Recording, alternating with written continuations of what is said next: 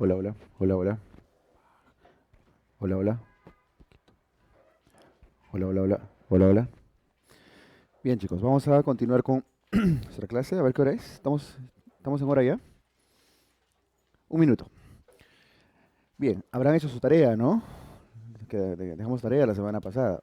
Y era que revisen la pared abdominal, la anatomía de la pared abdominal y la anatomía del canal inguinal, al menos las generalidades, ¿no? Y vamos a hacer un repasito, ¿ya? El, Vamos a hacer un pequeño repaso de la parte anatómica. Eh, ¿Son las 9 ya? Son las 3, perdón.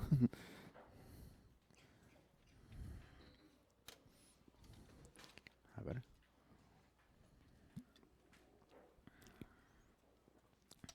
Voy dibujando ya mientras.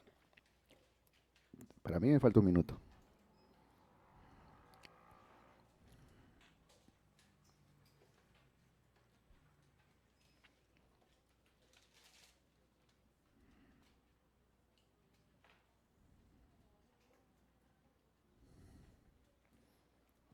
Ya. Bien. A ver, vamos a hacer un breve repaso, sí, 3 minutos, de la anatomía de esta zona inguinocrural. Lo que estamos viendo ahí es la pelvis, ¿no? Aquí donde se pone el puntito, la espina ilíaca anterosuperior. Espina ilíaca anterosuperior y abajo tenemos, donde se pone la P, el pubis. Al otro lado, el pubis del otro lado y lo que está uniéndolo es la sínfisis del pubis, ¿no? Estamos viendo los dos pubis juntos. Por acá está el fémur, el agujero obturado, el agujero obturado. em, y ya, ¿qué más? Donde está el logo de salud arriba, estaría el ombligo más o menos. No lo voy a forzar un poquito por acá. Ahí está el ombliguito con su piercing. Está bonito. ¿Ya? Bien, la estructura más importante que tenemos que tener claro acá es la línea que une la espina ilíaca anterosuperior con el tubérculo del pubis. ¿Cuál era eso? ¿Qué es eso? El ligamento inguinal. Ligamento inguinal, ligamento de Poupart, ligamento de Vesalio, ligamento de Falopio, cintilla iliopubiana, tracto iliopubiano, etcétera, etcétera, etcétera. Y como ustedes han leído, deben haber encontrado N nombres en esta parte. ¿Ya? 99% de veces llamado ligamento inguinal. ¿Ok? Vamos a poner algunos músculos que pasan por esta zona. Para empezar, el músculo que viene desde el abdomen, de la parte de arriba, el músculo recto anterior, ¿no? El recto anterior que en la parte más baja termina en su músculo piramidal. El músculo piramidal o piriforme, que es como un triangulito al revés, es un músculo que está solamente en el 60% de seres humanos, quizás hasta menos. Se considera un rezago de la evolución. Aparentemente ha sido nuestro marsupio, ¿no? Cuando el monito se dividió por un lado monito, por otro lado cangurito, probablemente, aparentemente. Entonces, la cosa es que no está presente en todos los seres humanos, ¿ok? Otros músculos que tienen que tener en cuenta, acá debajo del ligamento inguinal, este músculo, ¿cómo se llama? El músculo ilíaco, el músculo ilíaco. Y al otro lado, el músculo psoas, el psoas mayor, ¿no? Por eso llamamos el iliopsoas. ¿Qué otro músculo cruza la zona crural? Acá el músculo pectíneo, el músculo pectíneo. ¿Listo? Son los tres músculos que se aparecen en esta zona. Ahora, además del ligamento inguinal, que está ahí, le pongo LI, ligamento inguinal, aquí hay otro ligamento que cubre el músculo pectíneo. ¿Cómo se llama ese ligamento? Ligamento pectíneo. El ligamento pectíneo.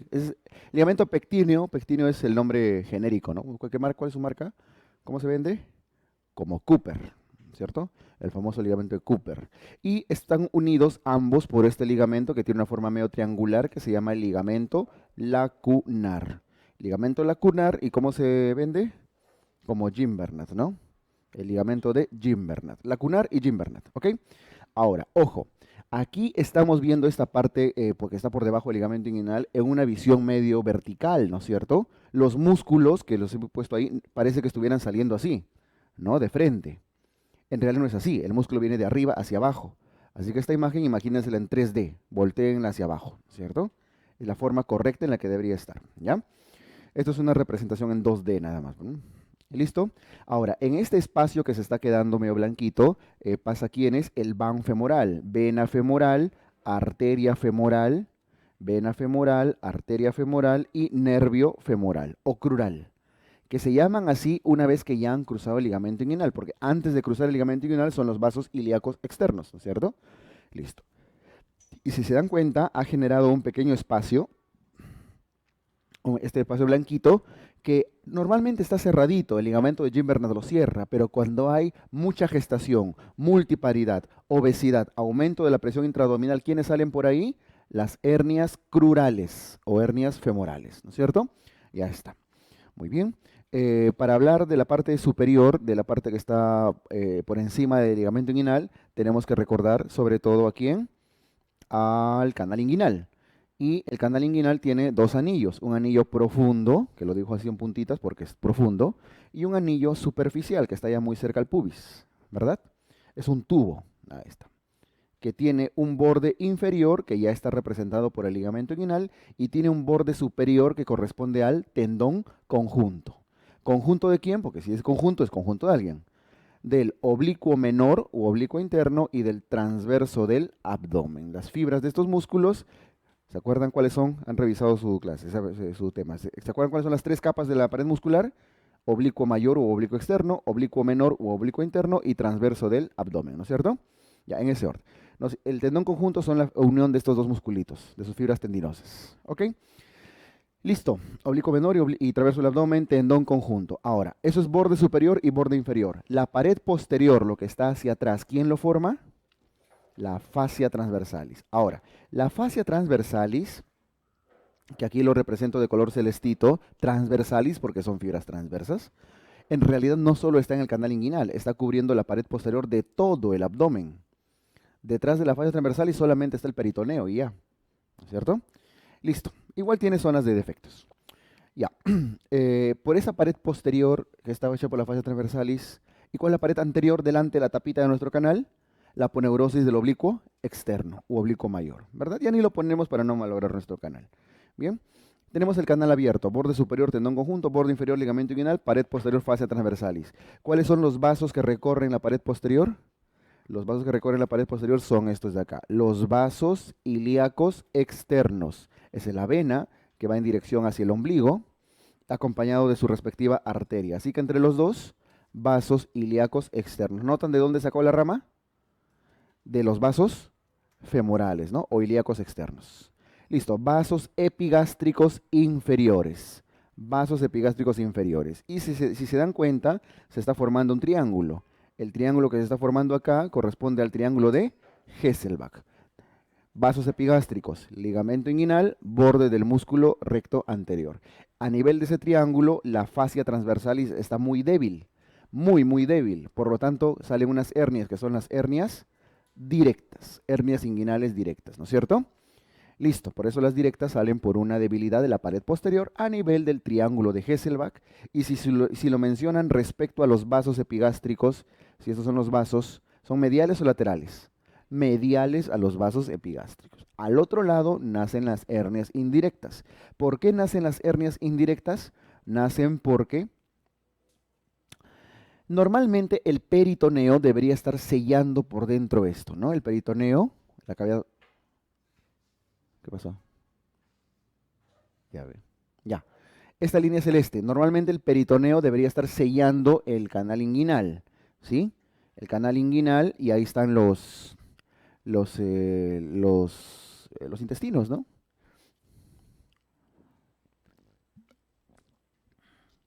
Debería estar sellándolo, bien, el anillo debe estar sellado por peritoneo, pero en la mayoría de personas ese peritoneo se invagina al canal inguinal. Se introduce el peritoneo, se introduce por el canal inguinal, a lo largo recorre el canal inguinal y llega hasta la parte más distal. En las mujeres llega a los labios mayores y en los varones puede llegar al escroto como una bolsa, ¿no es cierto? ¿Qué es eso? Es peritoneo, es el conducto peritoneal o conducto peritoneo vaginal, ¿ya? Por dentro de ese conducto que es peritoneo, por ahí se meten los intestinos. Y en ese caso se llama hernia indirecta. Nace por el anillo profundo, por un problema embriológico, es un rezago embriológico. Este conducto debería estar cerrado. Respecto a los vasos, ¿es lateral o medial? Lateral, ¿no es cierto? respecto a los vasos epigástricos inferiores. Listo, y con eso tienen las 3 hernias más comunes. Si tienen anatómicamente bien ubicado dónde está cada hernia, todos los datos clínicos se responden con facilidad. Solamente por completar, arriba por el ombliguito salen las hernias umbilicales, ¿no? Y por un borde del músculo recto, acá más arribita, donde puesto el puntito, hay una zona de debilidad por donde salen las hernias de Spiegel, las hernias spiegelianas, que tienen un fundamento similar al de la directa. Hay una debilidad en la pared en esa parte. ¿Ya? Listo. ¿Cuál es la hernia más frecuente de todas? En general, la hernia inguinal indirecta. Es la hernia más común en general. Luego vamos a ver cuál predomina en mujeres, cuál predomina en niños, mayores, etc. ¿Está bien? Listo, chicos. Esto era lo que tenían que poder construir o lo que deberían poder construir más o menos, mejor seguramente que lo que les estoy haciendo yo, ¿ya? Sugerencia, practiquen dibujando su tema. Ya, el resto es cuento. El resto es datos, letras, palabras. Vamos a ver lo más importante. ¿Qué es una hernia? Una hernia es una protrusión, ¿no es cierto? Una protrusión de contenido visceral, intestinal, usualmente intestino delgado, que sale por un anillo a través de un saco. Bueno, la cosa es que las hernias se diferencian del término eventración porque las hernias son de orificios naturales, anatómicamente constituidos. Todos nacemos con un anillo umbilical, un anillo crural, inguinal, etcétera. Todos nacemos con eso. Entonces, las hernias salen por un hueco natural. En cambio, las eventraciones salen por un orificio adquirido, ocasionado. ¿Y quién es el que ocasiona esos huecos? El cirujano. Cirugía previa.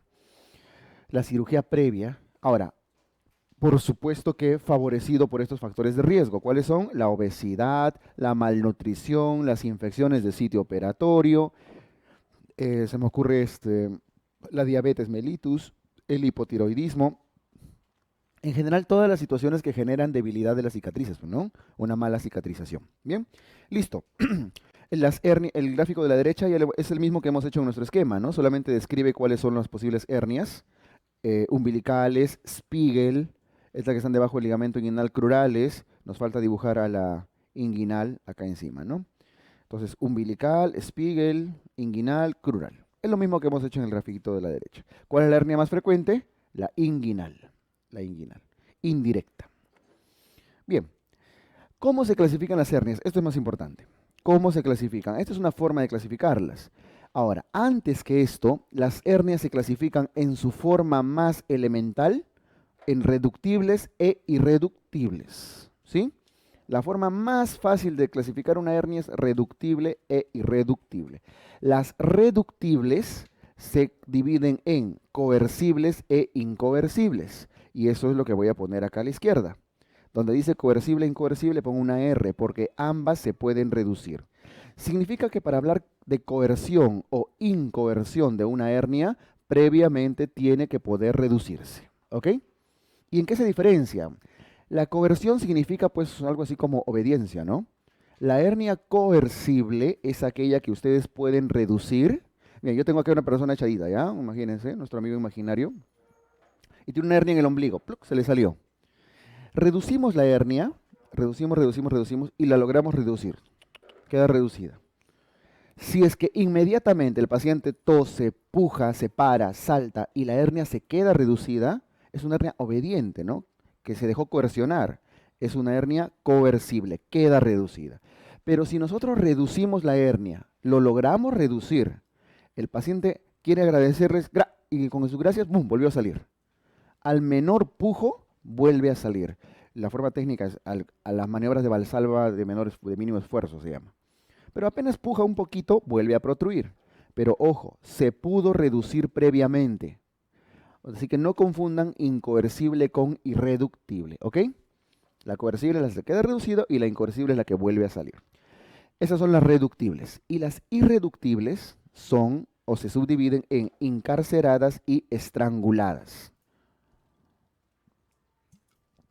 Se encarceran o se estrangulan. No se pueden reducir. ¿Qué significa que se encarcere?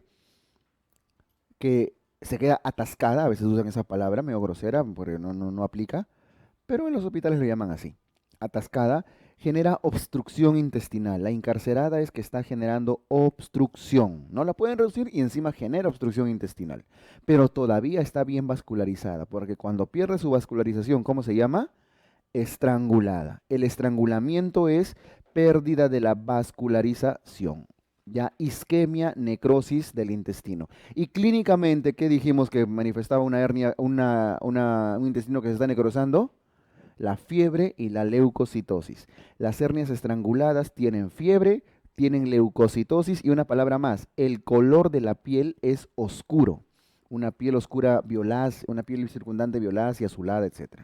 Las hernias deslizadas, que están abajo, son hernias en las cuales el contenido de la hernia, por ejemplo, mirando esta imagen de acá arribita, el amarillito, se adhiere, se pega al saco, al azulito, al celestito. Entonces, el contenido, la hernia, el contenido, forma parte del continente, forma parte del saco. ¿Ya? El contenido, abajo lo escribo, el contenido forma parte del saco herniario, del continente. ¿Ok? Listo. Algunas hernias especiales, está claro, ¿no? Reductible, irreductible y deslizada. Algunas hernias especiales, la hernia Richter, ¿qué cosa es? Intestino pellizcado. ¿Qué significa eso? Significa que por un anillo herniario, en vez de salirse todo el asa intestinal, solamente se hernia un bordecito del intestino. Lo pellizca en el borde de la hernia, ¿ya? Y usualmente es el borde antimesentérico, o sea que no debería comprometer su irrigación. Además, que como solo está pellizcando un bordecito, tampoco genera obstrucción intestinal, al menos no total, ¿no? Listo. Entonces, ¿qué cosa es una hernia de Richter? Intestino pellizcado en su borde antimesentérico. Bien. La hernia Litré es la que más preguntan a cada rato, es la que contiene el divertículo de Meckel, que es nuestro último tema del día hoy. Amiant y Garengot en ambos casos contienen al apéndice cecal. La diferencia está en que Amiant tiene el apéndice en un saco inguinal y Garengot lo tiene en un saco crural, pero ambos tienen al apéndice. La hernia Spiegel es la que protruye por la línea semilunar. ¿Dónde estaba? ¿Qué es la línea semilunar? Pues es esta zona donde el borde del recto anterior se cruza con el estuche de los rectos, con unas fascias acá que debajo de la cual está debilitada. Bueno, esta zona es borde del recto anterior, línea semilunar, arco de Douglas también le llaman. Eso deben haberlo visto en su revisión anatómica. Entonces, por ahí sale Spiegel. Ya más fácil, más que línea semilunar, pueden poner borde del recto anterior. Borde del recto anterior del abdomen. Listo. De esto, lo más usualmente preguntado es Litré. ¿Ya? Bien, la hernia inguinal, ya específicamente hablando de la hernia inguinal, es la hernia más frecuente de todas. Usualmente es más común del lado derecho. La hernia inguinal del lado derecho es más común, más que del lado izquierdo. El intestino delgado es el órgano que más se hernia, ya lo comentamos. Y el tipo, o sea que sea directa o indirecta, ¿de qué depende? De su ubicación respecto a los vasos epigástricos. ¿Cuál es medial a los vasos? La directa. ¿Cuál es lateral a los vasos? La indirecta, ya lo vimos, ¿no? Muy bien. Y eso que hemos conversado en nuestro grafiquito de acá, esto de acá, eso es lo mismo que está escrito en el cuadro de acá. ¿Ya? Solo que es mejor verlo con gráfico, ¿no? La directa protruye por el triángulo de Hesselbach, medial a los vasos epigástricos por debilidad de la pared posterior. Ya que es una debilidad de tejidos, las debilidades de tejidos son más comunes a medida que pasan los años, por eso en mayores de 40 años, por lo tanto es un problema adquirido, no es un problema congénito, ¿no? Los tejidos se hacen más débiles a medida que envejecemos. Es una hernia de muy fácil reducción. ¿Por qué? Se reduce fácil al decúbito, porque si ustedes se dan cuenta en esta imagen, el triángulo de Hesselbach, aquí está en un paciente que estamos mirando de frente, que está parado, ¿no? Pero si lo echamos, el triángulo de Hesselbach, que está vertical, se horizontaliza, ¿no? Entonces la hernia que había protruido, simplemente por gravedad, regresa a su lugar. Solito lo echan al paciente y suele regresarse solito.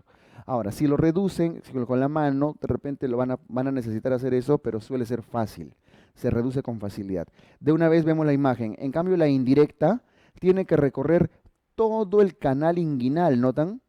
todo el canal inguinal se atasca por ahí, llega hasta el escroto, se estrangula un poquito más. La directa se reduce fácil, la indirecta es más difícil de reducir. Y de una vez les digo, la que es muy difícil de reducir es la crural. Por lo tanto, ¿cuál de las tres se estrangula más? La crural es la que tiene más riesgo de estrangularse. ¿Ok? Listo. Entonces, en nuestro texto dice, la directa protruye por el triángulo, de todo eso, se reduce al decúbito con facilidad. Ya está, ya lo vimos en la parte anatómica. Y la indirecta es la que protruye por el anillo profundo, ya también es lateral a los vasos, por un problema embriológico, conducto peritoneo vaginal o simplemente persistencia del proceso vaginal. Es congénito porque es un problema embriológico, por lo tanto se ve un poco más en los niños, en los infantes. Acá dice, se ve en infantes y adultos. Lo que pasa es que la persistencia del conducto peritoneo vaginal se puede manifestar en cualquier momento de la vida. De hecho, les aseguro que la mitad de nosotros, de esta mitad para allá, tenemos el conducto peritoneo vaginal persistente, chicos y chicas, que unos cuantos habrán hecho hernia en su niñez, pero algunos van a llegar el día en que están postulando a salud, están dando su examen y ¡pluc! Se hernian. Chay esto, dicen, ¿no? Y ahora, ya los tengo 4 horas antes que se estrangule y ¡pam! Empiezan a marcar. O sea, por estrés, por algo, en algún momento de la vida se sale la hernia. ¿Ya? Entonces, no es exclusivo de los niños. La indirecta puede aparecer a cualquiera. De un abuelito puede aparecer la hernia. ¿Está bien? Listo. Ahora, ya vimos que es una hernia de reducción un poquito más difícil. No se reduce al decúbito y al contrario, cuando es niño, llora el niño, hace esfuerzos y reaparece más. Esta indirecta también está asociada a criptorquidia y a hidrocele. ¿Qué significa eso? ¿Qué es la criptorquidia? ¿Se acuerdan? Cripto, oculto. Orqui, testículo. Testículo oculto, testículo no descendido. ¿Por qué está asociado a testículo no descendido? Porque acá el huevito, que normalmente es intraabdominal, ¿no es cierto? Al inicio, tiene que descender por el canal inguinal para llegar al escroto. Pero si el canal inguinal está ocupado por una hernia, ¿va a poder descender con facilidad? No. Entonces el testiculito no desciende. Y si desciende, se queda en el camino. Y si por ahí, pues porque ya, pues guerrero, llegó hasta el escroto, llega pero magulladazo. O sea, hipotrófico, atrófico. ¿Ya? Entonces, criptorquidia, testículo no descendido, atrofia testicular, está asociado a todo eso. ¿Ok? ¿Cuál? ¿La directa o la indirecta? La indirecta, pues la que recorre el canal inguinal. ¿Está bien? Hidrocele, ya saben que es lo mismo que la hernia indirecta, no sé si deben haberlo visto. El hidrocele es cuando el saco herniario se llena de agua, ¿no? Estoy pintándolo en negro, se llena de líquido. No entra intestino, sino entra líquido.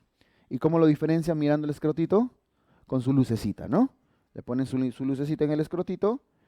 ¿Cómo se llama ese signo de la transluminación, transluminiscencia? Le ponen. Algunos le ponen su celular. Ahora, le ponen el celular ahí. Están mirando, positivo. Y después, aló. Usen linterna, no estén usando su celular. Es que yo he visto que exploran con su celular. No. Listo, ¿está clara la diferencia? Bien, esto es la madre de tonto. Si entienden bien la diferencia entre directa e indirecta, todo es fácil, ¿ya? Vamos a la crural. ¿Qué es la crural? La hernia crural ya la vimos, es la que está debajo del ligamento inguinal, es más común en las chicas, sobre todo en las abuelitas, y aquí hay una palabra mágica, multíparas, está asociado a la multiparidad. Lo que pasa es que nuestras abuelitas, como no había Netflix, ¿cuántos tíos tenemos? Tenemos 10 tíos, 8 tíos, 15 tíos, ¿no? Un montón, se tenía harto bebé. Pues las abuelitas de antes, ¿no? Las abuelitas luchonas, pues. Pero la abuelita millennial, ¿cuántos hijos van a tener ustedes? 3, 2, 1, ninguno, mejor un perrijo, un gatijo, ¿no? Entonces, casi la paridad ya es mínima, entonces ya poco a poco están reduciendo un poco las hernias crurales, que está muy asociado a la multiparidad. No ha desaparecido, todavía sigue siendo más común en las mujeres, pero ese es su factor de riesgo más importante, ¿ya? Multiparidad. De hecho, cuando les ponen, están viendo el examen, una pregunta empieza, mujer multípara de 60 años, ya no lean más, hernia crural, marcan. Pasan a la siguiente pregunta. La multiparidad es su factor asociado. Tumoración por debajo del ligamento inguinal, ya vimos la imagen. Alta incidencia de estrangulación, es la que más estrangula de las que hemos visto, ¿ya? Listo. Nyhus. La clasificación de Nyhus parece complicada, quizá algunos le tienen bronca, pero es más fácil de lo que parece. Tiene 4 tipos, 1, 2, 3, 4, y la 3 incluso es 3A, 3B, 3C. Miren, todo gira en torno a la hernia inguinal indirecta principalmente, al tamaño de la hernia indirecta. Por ejemplo, tipo 1 que dice, hernia inguinal, voy a leer despacio ya, para que entiendan. Hernia inguinal indirecta con el anillo profundo normal. O sea, para efectos prácticos, no dilata el anillo. Ahí está. No dilata el anillo, están los vasos epigástricos, chévere. Está herniándose, pero el anillo no se dilata, así que es una hernia pequeña. ¿Ya? Si le ponemos lo reducimos esto, hernia inguinal indirecta pequeña. ¿Qué dice la tipo 2? Hernia indirecta con el anillo profundo dilatado. Se dilata el anillo. Se dilata y ya es más grandecita, ¿no? Pero sus vasos epigástricos están normales, no se desplazan y la pared posterior está normal. Es más grande que la 1, pero no tanto como para empujar a los vasos epigástricos. Por lo tanto, la tipo 2 es una hernia inguinal indirecta mediana. Si hay una pequeña y una mediana, hay una grande. ¿Cuál es? La 3B. ¿Qué dice la 3B? De frente a la 3B. Hernia inguinal indirecta con el anillo profundo muy dilatado, un hernión que dilata el anillo pero un montón. Además, sus vasos epigástricos están desplazados y la fascia transversalis está dañada. Es muy grande la hernia, ¿verdad? Entonces le ponemos hernia inguinal indirecta grande, gigante si quieren lo llaman. Si solamente tuvieran que clasificar a la hernia indirecta, ¿qué dirían? Tipo 1 pequeña, tipo 2 mediana y tipo 3B, la grandota que dilata y destroza todo. ¿Sí? Listo, completan el resto. 3A, nos faltó la 3A, es la hernia directa. Ahí no hay tamaños. Todas las directas son 3A. Y la 3C, las crurales. Todas las crurales son tipo C, con C de crural. ¿No? Hernia crural o femoral, no olviden, es su sinónimo, crural o femoral. Listo, tampoco hay tamaños ahí. Sencillo entonces, Nyhus, ya está. Entonces es básico entender a la hernia indirecta. Y la tipo 4 son todas, cualquier hernia recurrente. O sea que operaron, todo iba bien y volvió a salir la hernia. Es una tipo 4. Ya está. Eso con las hernias inguinocrurales. Vamos a unas hernias un poco menos frecuentes. Vamos a la hernia umbilical. La hernia del umbilical, que ahí estamos viendo una foto, pero esa foto corresponde básicamente a un bebito, ¿no? Con su chupito ahí en el ombliguito. Bien. La hernia umbilical se comporta de distinta manera en los adultos y en los niños. En el caso de los adultos es más frecuente en las mujeres. Esto está asociado a la gestación, al puerperio. Todos han visto una embarazada, una gestante, ¿no? Y con su ombliguito que a veces se sale por la presión. Una gordita con el ombliguito fuera. Gestación, puerperio, mujeres. Factores de riesgo, lo mismo, ¿no? Embarazo, obesidad, citis. Se suele herniar epiplón. ¿Ya? Se suele herniar epiplón en estas hernias. El tratamiento de las hernias debe ser con malla en los adultos. Se pone una malla, ¿no? Imagínense que ese es un adulto y le ponen su mallita para que no vuelva a salir. Listo, los adultos se ponen malla, la mayoría de veces. Los niños, aquí lo más interesante es en los niños. En los niños el anillo umbilical se suele cerrar más o menos a los 2 o 3 años. ¿Ya? A veces se espera hasta los 4. Todos hemos nacido con el anillo umbilical permeable, porque por algún lado tenía que entrar el cordón umbilical, ¿no? La arteria vena umbilical. ¿Sí? Entonces está abierto siempre, en todos, poquito o mucho. Así que en todos se cierra, en todos tiende a cerrarse. Por lo tanto, no debería operarse en los muy pequeñitos. ¿Ya? ¿Cuándo se opera? Cuando es muy grande, más de 2 centímetros de diámetro. Ahora, 2 centímetros en la barriga de un adulto tal vez no sea nada, pero en la barriguita de un niñito, 2 centímetros es un montón, ¿no? Más de 2 centímetros, o si es que fracasa la observación, pasan 3, 2, 4 años, no se ven que no reduce nada, ya pues caballero, tienen que operarlo, ¿verdad? Entonces la conducta quirúrgica en los niños depende del tamaño y de los años que hayan pasado. Normalmente se cierra en casi todos espontáneamente. ¿Está bien? Listo. Eso es con la hernia umbilical. Y el tratamiento es la cirugía de Mayo. Mayo. El mismo William Mayo, Clínica Mayo, de la Clínica Mayo, ¿no? ¿Qué cosa es la cirugía de Mayo o la técnica de Mayo? No es otra cosa que una simple rafía. Se cose, no se pone malla. Malla es en adultos, Mayo es en niños. Malla, Mayo. ¿Ya? Listo, no se pone mallas en los niños, ¿ah? La hernia epigástrica, que está abajo, la hernia epigástrica corresponde a una hernia que está ubicada en la línea alba, o sea, acá, ¿no? Encima del ombligo, en la fotito que está arriba, lo grafico, ahí está. Está la línea alba y una zona de defecto.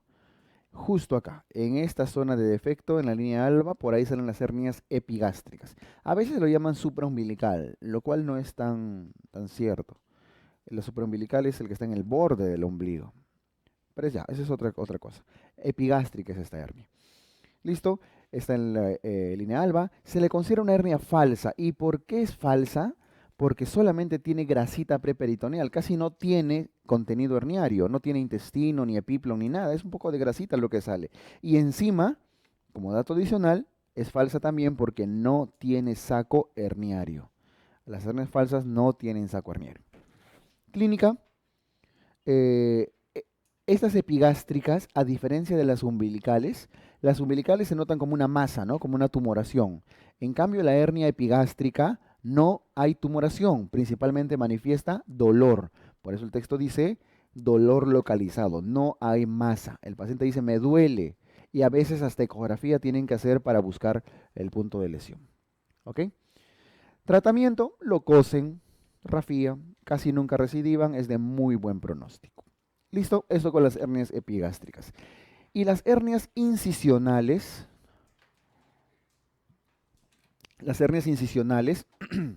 llamadas también, ¿cómo debería llamarse correctamente una hernia incisional? Si es una hernia que ha salido por una cicatriz, eventración, ¿no? Hernias incisionales o eventraciones, ya vimos hace un rato cuáles eran sus factores de riesgo, ¿sí? La malnutrición, obesidad, infecciones, etcétera. Pero ¿qué tipo de cirugías son las que generan más eventración? Para empezar, que suelen ser cirugías de emergencia. Porque las cirugías electivas, se supone que si lo están haciendo electivo programado, lo están haciendo un paciente bien preparado, bien nutrido, en buen estado, ¿no? La posibilidad de que se eventre es posible, pero es mínimo. Se supone que por eso lo programan. Te operan en un mes, tienes un mes para corregir tu nutrición, para corregir tus albúminas, para dejar de fumar, para esto, todo. ¿Sí? Pero las de emergencia son las que están operando 3 de la mañana, el interno con su R1, ¿no? Ahí están ya así, quién sabe cómo cerrarán la pared, ¿no? Entonces, esas son las cirugías de emergencia. Bueno, esa no es la razón. Lo que pasa es que suelen ser pacientes en mal estado. Entonces, se suelen eventrar. La incisión, las incisiones que con frecuencia se eventran son las incisiones grandes a partir de 3 centímetros de longitud y que sean generalmente medianas. Las medianas supraumbilicales, justo la que está graficada en ese texto, esa parte, son las que más se eventran. ¿Ya? Las medianas supraumbilicales. Listo, chicos. Ya está. Entonces, eso con las generalidades de las hernias. Vamos ahora a la parte un poquito más pesadita del tema, al tratamiento, al tratamiento de la hernia. Bien, a ver,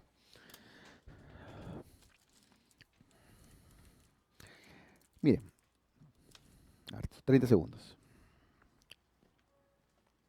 Para hablar del tratamiento de una patología X, por ejemplo, a ver, si ustedes tienen una infección por una bacteria, ¿qué le dan?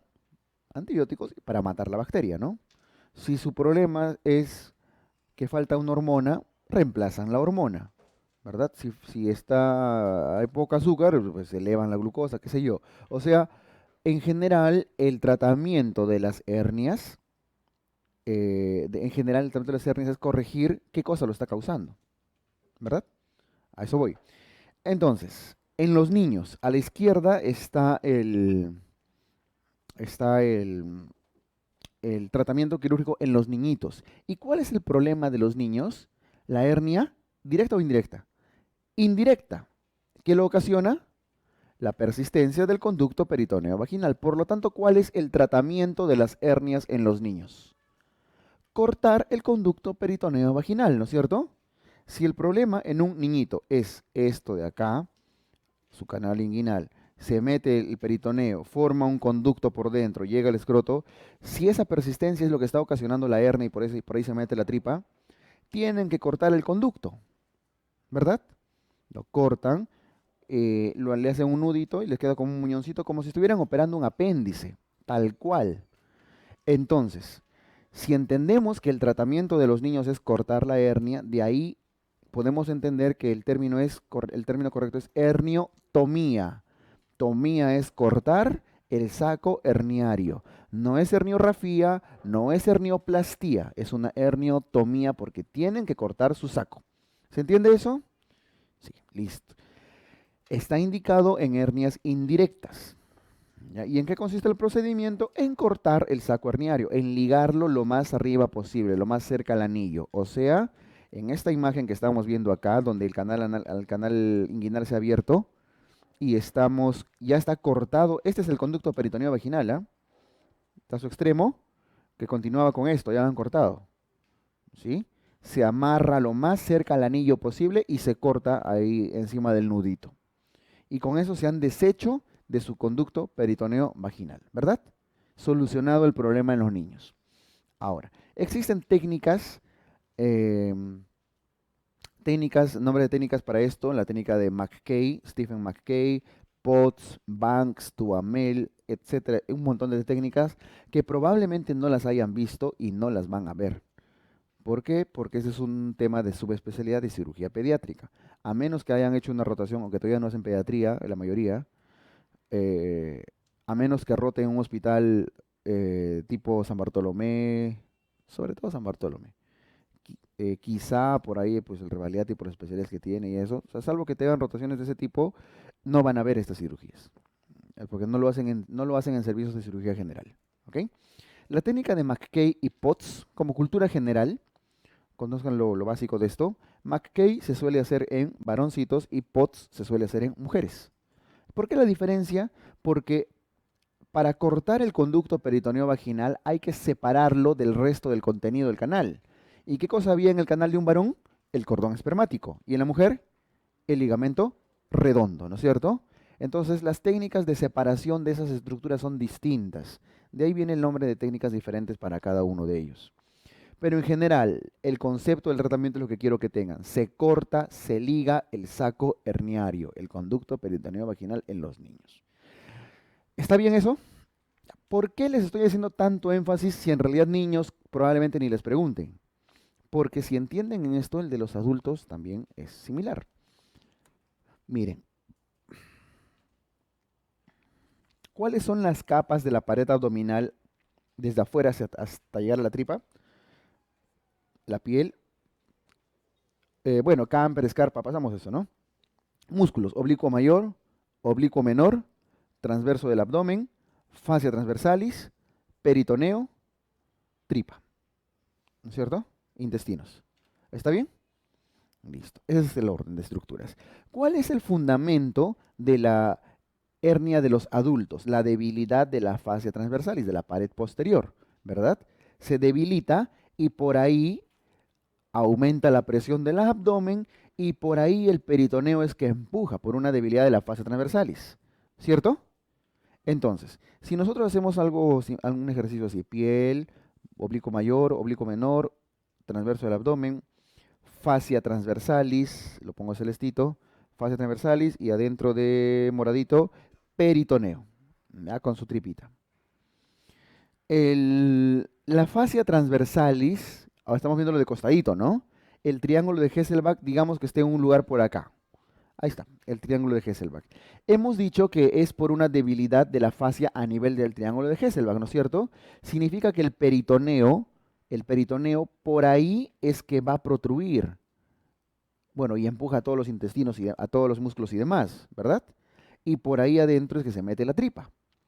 ¿Cuál es el saco herniario? El moradito, el peritoneo. ¿Se entiende eso? ¿Por qué les estoy haciendo esto? En los niños habíamos dicho que que el saco herniario, el peritoneo, se corta. ¿Ustedes en un adulto cortarían este peritoneo? ¿Han visto eso alguna vez? No, en los adultos no se hace herniotomía. En los adultos el saco herniario no se corta. ¿Qué se le hace al saco herniario? Se le invagina. Agarran este puntito de acá y lo meten lo más profundo que puedan, el peritoneo. ¿Sí? Eso es lo que quería que tengan claro. El saco herniario de los niños se liga, el saco herniario de los adultos se invagina. Porque si en un adulto ustedes se atreven a cortar eso y por más bonito que lo suturen, el peritoneo es una telita delgada. El adulto se va a parar, se va a hacer cirugía, gracias, me voy de alta y se va a volver a herniar, va a romper todos sus hilos, porque el peritoneo no tiene esa capacidad de soporte. ¿Sí? Listo. Entonces el saco herniario del adulto se invagina. Y una vez que lo han invaginado, pues recién refuerzan su pared. Es invaginación del saco más refuerzo de la pared. Ahora sí solucionan la debilidad de la pared. Y la debilidad de la pared lo pueden solucionar de dos maneras. Uno, con herniorrafías y dos, con hernioplastías. La palabra rafía, ¿a qué se refiere? Rafía se refiere a rafiar, a coser el defecto, a suturar tejido. ¿Cuáles son las técnicas? Bassini, McVeigh, Schuldeis. Hay como 10 más, ya ninguna se hace. Pero al menos las tres que deben recordar son Bassini, McVeigh y Schuldeis. ¿En qué consiste Bassini, McVeigh y Schuldeis? Bassini dice lo siguiente. Bassini dice esto.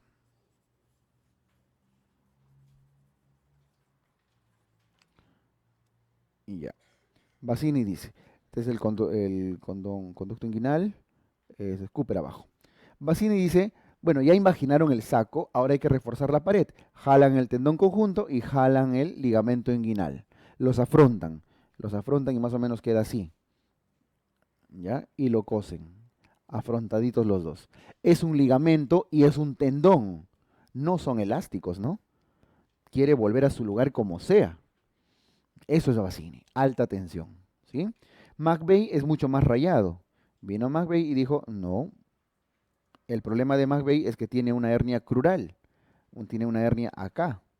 Entonces dice, yo uno, tendón conjunto con ligamento de Cooper. Cooper, jala el tendón y lo cose. Bueno, no es tan tenso como parece, pero sí genera mucha tensión, ¿no es cierto? Más que Bassini todavía. Listo. Schuldeis, Bassini sutura el ligamento inguinal con el tendón conjunto. Y McVeigh, no confundan McVeigh con McKay de los niños, ¿ah? McVeigh sutura el ligamento de Cooper y el tendón conjunto, o sea, más lejos. Schuldeis, es una técnica ya casi ni se hace. Primero, a la fascia transversalis le hace un tratamiento. Sutura la fascia transversalis. Sin cortarla, le hace como tensarlo. Como la fascia transversalis está chorreada, agarra un poco de acá, agarra un poco de acá y le pone sus puntos. Se va más lejos, más lejos. Jala, puntos. Jala, puntos. O sea, en varios planos, ¿no? ¿Sí? Es como que le estuviera cerrando, tensando. Bueno, hace una sutura imbricada de la fascia transversalis. O sea, queda más o menos acá. No sé si ven un plano de sutura y al fondo ven otro plano que ya se está escondiendo. ¿Sí? En un plano, en un plano, luego en otro plano, luego en otro plano, como un cierre en varios niveles. Eso le hace a la fascia transversalis Schuldeis. Pero dice, no estoy seguro de lo que he hecho, mejor le hago un Bassini encima, ¿no? Para estar seguro, para dormir tranquilo, le hace un Bassini. O sea, es una sutura imbricada de la fascia transversalis, un tratamiento de la fascia transversalis, más un Bassini para estar tranquilos. ¿Está bien? Listo, ninguna ya se hace. Pero se preguntan, todavía se pregunta Bassini y McVeigh sobre todo. ¿Por qué ya no se hacen? Porque generan alta tensión. Y al generar alta tensión se generan alta tasa de recidiva, de recurrencia. ¿Ok? Por eso ahora se prefieren las hernioplastías. Las hernioplastías, cuando hablamos de palabra plastía, estamos hablando de prótesis. ¿Y qué prótesis se coloca en la hernia? Malla de polipropileno, ¿cierto? Ahora, ya imaginaron su saco. Ojo que primero tenían que imaginar el saco y ahora van a poner su mallita. La técnica de elección por excelencia es Liechtenstein, ¿no es cierto? Liechtenstein. La técnica de Liechtenstein está resaltado, es súper preguntado, pone malla. Es esto de acá. Usa el mismo concepto de Bassini, el mismo. La malla lo fija arriba al tendón conjunto y abajo al ligamento inguinal. Con eso está reforzando toda la pared posterior y creándole como que una nueva fascia transversalis, ¿no es cierto? Atrás. Incluso, hasta podrían decir, ¿y si tengo una hernia crural abajo? Pues lo fijan a Cooper, su malla. Sigue siendo Liechtenstein, ¿ah? Una pequeña variante de Liechtenstein con una malla más grande que lo fijan a Cooper para que solucione, además de la directa, una crural. ¿Cierto? Ya está. Hasta ahí está bien, eso está fácil. Por eso el texto dice malla fijada, ligamento inguinal y tendón conjunto. El dato en Liechtenstein es que es una técnica de reparación anterior. Anterior. ¿Qué significa anterior? Y eso es lo que les quiero explicar y por favor una 50 centavos de concentración así máxima. Acá. Por si nunca lo habían visto, ¿no? O no se acuerden. Miren, vuelvo al escenario de hace un rato. Piel, oblicuo mayor, oblicuo menor, transverso del abdomen. Piel, oblicuo mayor, oblicuo menor, transverso del abdomen. Los tres músculos. Fascia transversalis, celestito. Y abajo de moradito era peritoneo, ¿no? Con sus intestinos adentro. ¿Está bien? El problema fue una debilidad de la fascia transversalis. Le estoy poniendo puntitos, a esa zona está débil. Entonces, ¿qué hace Liechtenstein? Liechtenstein dice, ok, abrimos la piel, disecamos, disecamos, disecamos, disecamos, avanzamos en nuestra pared y dejamos una malla. Colocamos una mallita que lo suturen al músculo de acá, aquí, allá, donde sea. Pero lo que quiero que entiendan, están colocando una malla por delante del canal inguinal, por encima, por vía anterior. ¿Sí? Fácil, porque abren la piel, ponen su malla, cosen y cierran. La que tiene menor tasa de recidiva es la mejor técnica que hasta ahora hay, pero tiene su tasa de recurrencia. 5% de esas cirugías recidivan. ¿Y qué pasa si de pronto operaron bonito, están orgullosos y 6 meses después viene su paciente doctor? Otra vez, mi hernia. ¿Le volverían a hacer un Liechtenstein? ¿Le volverían a colocar una malla en el mismo lugar? No. ¿Qué alternativa tienen? Colocan la malla, Nyhus, colocan la malla ya sea por un Rocky Davis, McBurney, como si fuera un apéndice, o más abajo por el pubis, pero la cosa es que la malla la colocan atrás del canal inguinal, en zona posterior. Por eso Liechtenstein es abordaje anterior y Nyhus es de abordaje posterior, lo coloca detrás, porque ya no pueden usar la zona anterior para colocar otra malla, ¿no es cierto? Nyhus normalmente tiene menos recidiva que el Liechtenstein y es más difícil de hacer, pero se hace cuando ya no tienen otra opción, cuando su hernia está recidivando. ¿Ok? Listo. Colocación posterior. Y noten un detalle. Es detrás de la fascia transversalis, pero no deben atravesar el peritoneo. O sea, la malla nunca está en la cavidad, está por delante del peritoneo. Por eso un sinónimo de ese término es lo que está en su libro, preperitoneal. A los abordajes posteriores se les llama también preperitoneales porque están delante de la línea morada, delante del peritoneo. ¿Se entiende? Listo. Entonces, Liechtenstein es de abordaje anterior y por eso Nyhus dice reparación posterior o preperitoneal. ¿Cuándo se hace? Cuando hay recidivas recurrencias. Stopa hace exactamente lo mismo que Nyhus, con la única diferencia que Stopa es para hernias bilaterales, para mallas mucho más grandes. Entonces, la de menos recurrencia, Liechtenstein. La que se usa en las que ya han hecho recidiva, Nyhus. La que es para bilaterales, Stopa. ¿Ok? Listo. Ahora, de todas maneras, Liechtenstein sigue siendo la de elección, ¿no? Ahora, hay otras técnicas que no son superiores a Liechtenstein. Están las técnicas laparoscópicas, que cada vez se hacen más. Está el famoso TEP y el famoso TAP. ¿Sí? No son superiores a Liechtenstein. TEP y TAP, ¿qué significan? Significan, son acrónimos de totalmente extraperitoneal o TAP, transabdominal preperitoneal. ¿De qué depende que sea un TEP o un TAP? Depende de si abren o no el peritoneo a la hora de hacer la laparoscopía. Me explico. Y voy a usar por última vez este grafiquito de acá. Por última vez. El objetivo, mientras voy borrando, el objetivo de las mallas en la paroscopía es que queden ahí, en zona posterior. ¿Ya? Ahí tienen que entrar. Porque si lo van a colocar en parte anterior, ¿para qué van a hacer la paroscopía, no? Mejor hacen su Lichtenstein. Ya, el objetivo es siempre que la malla quede en zona posterior, en zona preperitoneal. Entonces, el TEP es el siguiente. La piel. Entonces, ombligo 1, ombligo 2. Dos ombligos tiene esta persona, ¿ya? Nuestro modelo. Ya, vamos a empezar con el TEP. Voy a ponerlo de negrito. TEP, totalmente extraperitoneal. Ponen su trocar de la paroscopía por su ombliguito, como siempre lo saben hacer, pero no llegan hasta la cavidad abdominal. Se quedan pasando la fascia transversalis ahí. No atraviesan el peritoneo. Por eso se llama totalmente extraperitoneal. Y ahí sueltan su aire, su neumoperitoneo. Incluso algunos sueltan un globito, meten un globito y lo inflan. Lo inflan y el globito se va inflando, separando el peritoneo de la fascia transversalis, haciendo espacio para trabajar. ¿Ya? No perforan peritoneo, totalmente extraperitoneal. TEP. Si quieren se ayudan con otra pinza por otro lado, si quieren es monopuerto, la cosa es que la malla va a entrar en ese espacio. Retiran el aire y por la presión nomás, ¡fum!, se fija todo otra vez. ¿Está bien? No abrieron el peritoneo. En cambio el TAP lo hago de verde. El TAP, entramos por el otro ombligo. El TAP atraviesa toda la pared, incluyendo el peritoneo, por eso se llama transabdominal, porque atraviesa todo. Hace un neumoperitoneo clásico como si fueran a operar una vesícula o un apéndice. Totalmente clásico. ¿Sí? Hacen su neumoperitoneo, le hacen un huequito al peritoneo y por ahí meten su malla. La malla primero entra a la cavidad abdominal y luego por un huequito en el peritoneo la colocan en espacio preperitoneal. Y luego tienen que sellar su huequito, ¿no? Como que es más largo aparentemente, pero para algunos es más fácil trabajar desde la cavidad abdominal que desde un espacio tan chiquito. ¿Ya? Desventajas, que tienen que abrir el peritoneo.